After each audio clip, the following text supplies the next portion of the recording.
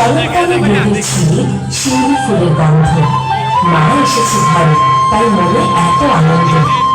প্রিয় দর্শনার্থী ও মা দুর্গার সকল ভক্তবৃন্দ, আপনাদের সকলকে জানাই জগদল বাজার বীরগঞ্জ সার্বজনীন দুর্গাপূজা উদযাপন কমিটির পক্ষ থেকে নমস্কার ও শারদীয় দুর্গোৎসবের শুভেচ্ছা। প্রতিবারের ন্যায় এবারও আমরা দুর্গাপূজার আনন্দ সকলের মাঝে ছড়িয়ে দিতে বিশেষ আয়োজন করেছি। সাজসজ্জায় পূজা পার্বণ, decorator and event management, sound ও আলোকসজ্জায় শামসুর সাউন্ড ও লাইটিং হাউস। প্রতিমা শিল্পী বাবু শ্রীকৃষ্ণ রায়, থিম ভাবনায় বাবু শ্রী কনক রায়, জগদল বাজার। আমাদের এবারের থিম সতীর দেহত্যাগ ও শক্তিরূপিণী দেবী দুর্গা। আলোচনে ও সার্বিক সহযোগিতায় জগদল সার্বজনীন দুর্গাপূজার সকল সদস্যবৃন্দ, ধন্যবাদ।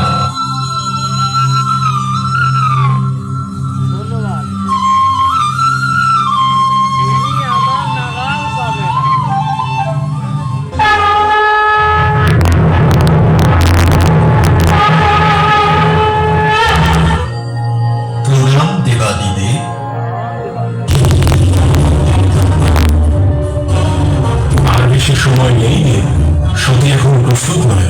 যে পরিণাম আমরা পেতে চাই তার জন্য শীঘ্রই কিছু করতে হবে।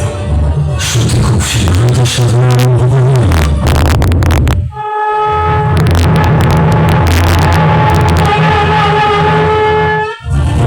যে সমগ্র কৈলাসকে সুখে ভরিয়ে রাখে সেই সত্যি আজ এত বিষণ্ণ কেন?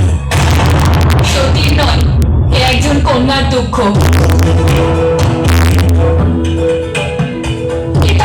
কি করে করতে পারেন দেব? এত বড় যজ্ঞের আয়োজন করেছেন, রাজ্যের সকলকে আমন্ত্রণ জানিয়েছেন, আর নিজের কন্যার কথা একবারও মনে পড়ল না। জীবনধন ছিন্ন করেছ, তার জন্য এত দুঃখ কেন? আমি এই জন্য দুঃখী নই শ্রীনারায়ণ যে আমার পিতা আমাকে উপেক্ষা করেছেন। আমার দুঃখের কারণ হলো শ্রীদেবের এক অন্যতম অংশ আমার স্বামীকে আমন্ত্রণ না জানিয়ে পিতা ওনাকে অপমান করেছেন। আমন্ত্রণ তো তাকে জানানো ভবিষ্যতে যাকে ব্যক্তি পছন্দ করে। প্রজাপতি দক্ষ যখন আমায় পছন্দ করেন না, তখন আমার অপমান কিসে? কিন্তু এ তো আমার অপমান দেব। আমি ওনার কন্যা, ওনার রক্ত, আর আপনি আমার স্বামী। ওনাকে যখন পিতা বলে গ্রহণ করেছি, ওনারা আপনাকে আমার স্বামী হিসেবে গ্রহণ করতে হবে। আর উনি যদি তা না করেন তাহলে ওনাকে বাধ্য করবো আমি। চলুন মহাদেব, আমাদের সেই যজ্ঞে যেতেই হবে। তুমি তোমার পিতার শুধু সাক্ষাৎ করতে চাও, কিন্তু এই যজ্ঞ প্রজাপতি দক্ষ করছে। বিনা নিমন্ত্রণে কোথাও যাওয়া তোমাকে শোভা পায় না শুধু। আপনি আমার সাথে থাকলে সমস্ত কিছু শুভ দেব। একজন কন্যার তার পিতার গৃহে যাওয়ার জন্য নিমন্ত্রণের কোনো প্রয়োজন নেই। তোমাকে আহ্বান না করা পর্যন্ত তোমার যাওয়া উচিত নয় শুধু। আপনি না যেতে চাইলে আমি আপনাকে বাধ্য করব না, আর আপনিও আমাকে কোনো বাধা দেবেন না।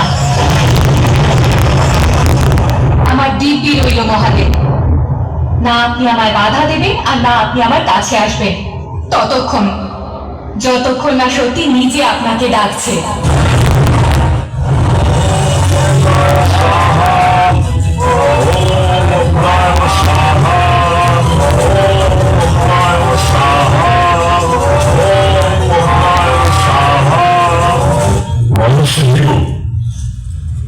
অগ্নিদেব এখনো সন্তুষ্ট হননি। অগ্নি এখনো আহুতির পিপাসু হয়ে আছে।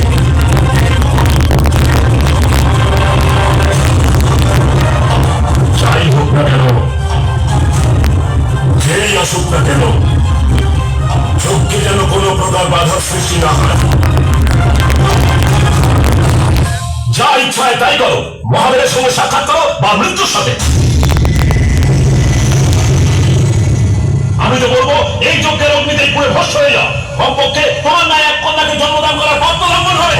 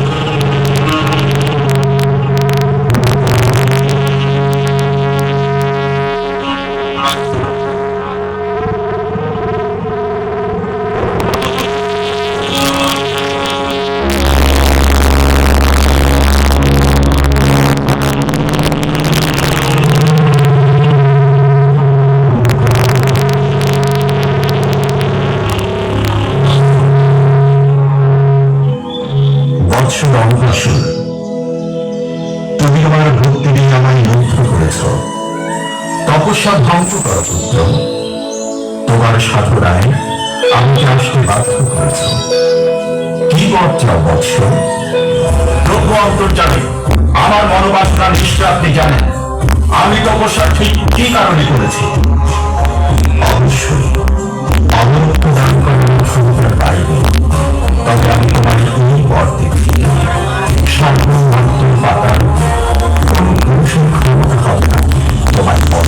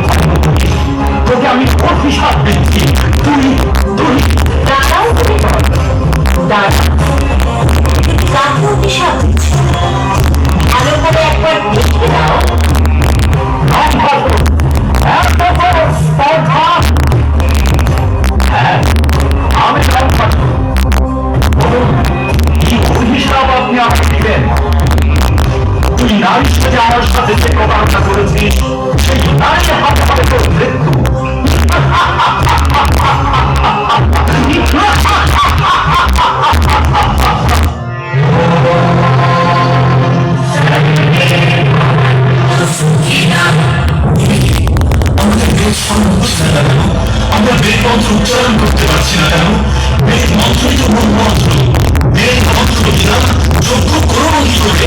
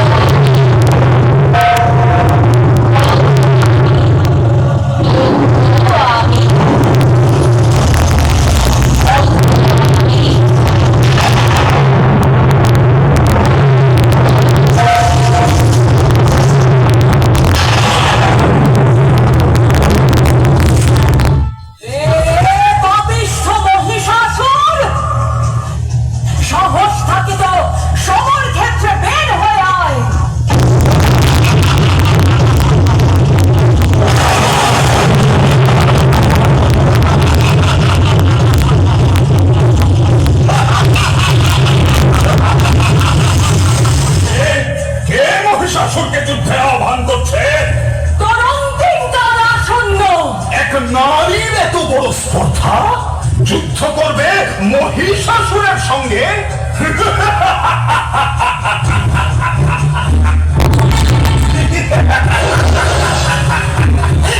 আমি শিব জায়া পার্বতীকে ঘরণী করতে চাই, তাকে দেখে মুগ্ধ হয়েছি আমি। চলে যাও, এখানে সরগোল করো না। শিব ছায়া পার্বতীকে কামনা করিস তুই?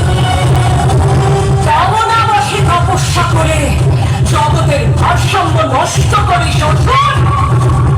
আজ আমি তোকে বধ করবো। দেবী, তুমি আমার নাগাল পাবে না। স্বর্গ, মর্ত, পাতাল, এই তিন লোক জুড়ে আমার বিচরণ। তুই ত্রিলোকের যে কোনো কোনায় গিয়ে আত্মগোপন কর না কেন, আমি দেবী কালরাত্রি কালান্ত জলের মতন তোর সামনে উপস্থিত হব। কোথায় পালাবি? পালা!